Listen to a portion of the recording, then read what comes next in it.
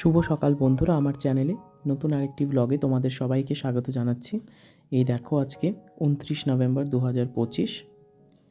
আমি চলে এসেছি আমার পাড়ার দাদার একটি বউ ভাতের অনুষ্ঠানে। এই দেখো, বিয়েবাড়িতে আমরা খুব সুন্দর উপভোগ করলাম।